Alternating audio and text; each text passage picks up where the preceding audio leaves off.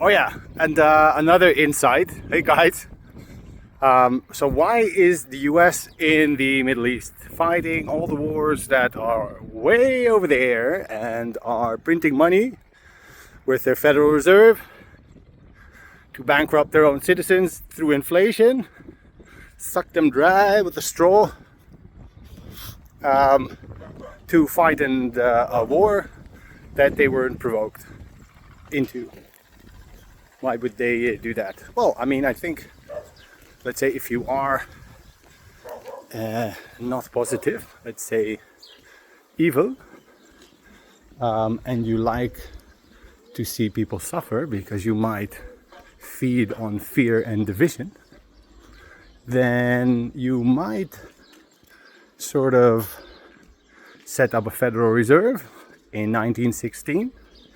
You might kill off 3 people that were the only billionaires standing in between the Federal Reserve coming into fruition or not, that accidentally died on the Titanic.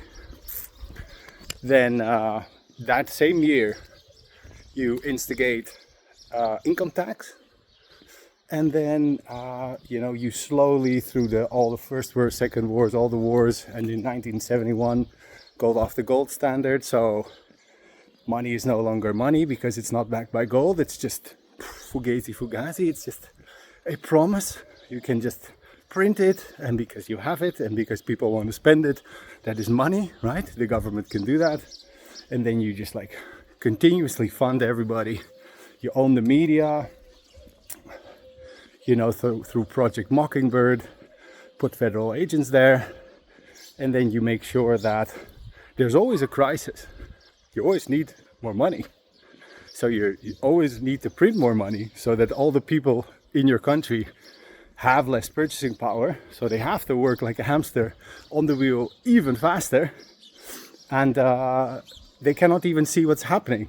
And then you just give them, a blue guy or a red guy, blue woman to vote on, and then you're good to go. They have the illusion of choice. Meanwhile, there's always a crisis. It's always left versus right, so there's always division. And in the meanwhile, you suck dry the people because you're just like, they're working harder and harder, getting less and less, being able to buy less and less. There's more and more crisis. They have to work even harder.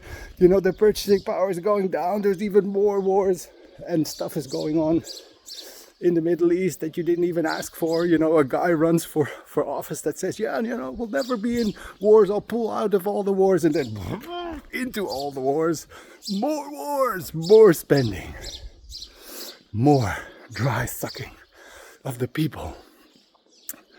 So yeah, my thesis is that evil, I'm not going to point any fingers, because it would be great if this evil does not show up at my house, but just to sort of, mind spin with you guys. If there was this evil, and evil was great at mind tricks, at getting right, or where people focus their attention on, in the meanwhile they're always sowing division. And then in slow steps, and it's increasing as you've seen, they increase the steps. It starts with America not being, land of the free, home of the brave. It goes to centralized power. It goes to a centralized, privately owned central bank that can set the rates and print the money that then the American people, although it also works in the rest of the world this way, can print the money and they have to pay it. Their purchasing power goes down. You always create wars. The media feeds the angst. You use the money you get to buy off more politicians that choose to do more things that the civilians never voted for.